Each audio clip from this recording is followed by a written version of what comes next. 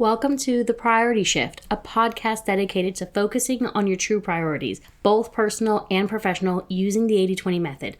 I'm your host, Christina Walker. Let's dive in. Episode 26, Life's Priority Shifts. April 2nd, 2025 will stay in my memory for years to come. That day, I had a great 80/20 direction meeting with leadership that had great input and velocity to it. I was excited to join later that day a one-on-one with my manager for our quarterly review, since I love goal planning and had some exciting things to share. Instead, I was met with HR on the call, which seemed odd, and my entire world shattered. Or so I thought.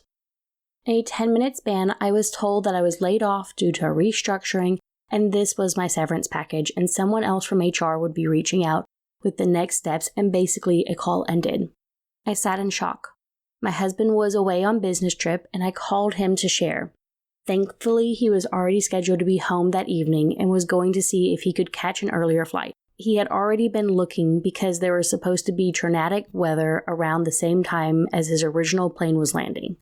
Words will never be able to truly describe how grateful I was to his manager for allowing my husband to come back a few hours earlier and to catch that earlier flight.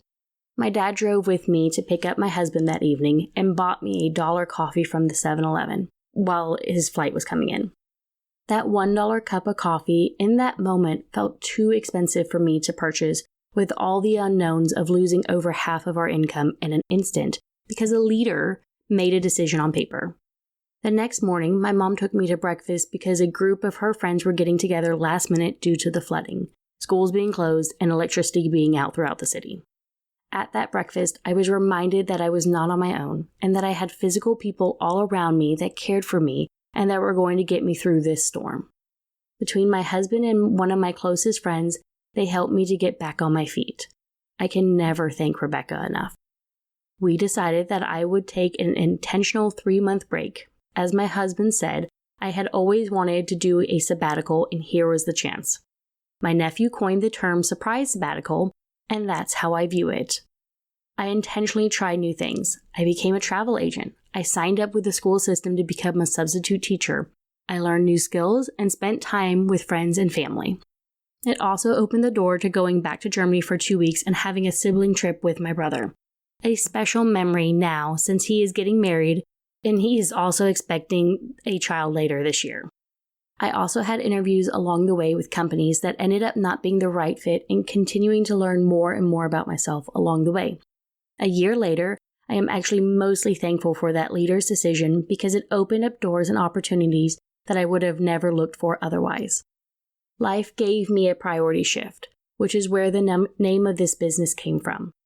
I had to change around my personal quad analysis instantly because one of our 80s, or my job, was suddenly eliminated.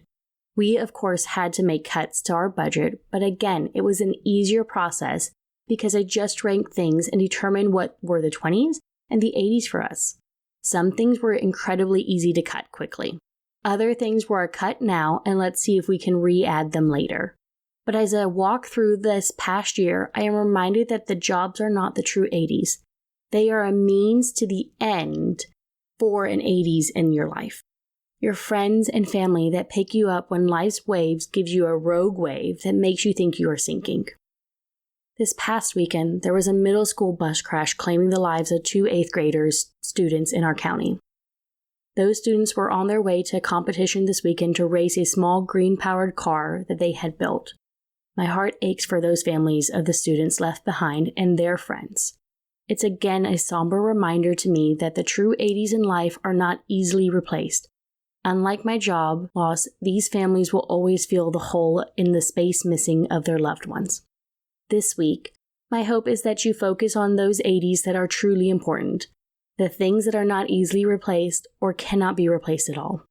That you spend the time laughing and enjoying people's company that truly matters, because in an instant, it can no longer be here, either by a tragic accident or due to leadership making a decision on paper. Then those reports won't matter anymore, and those made-up deadlines are also in the past. I hope you have an incredible week and that you make time for the 80s, the things that are truly important.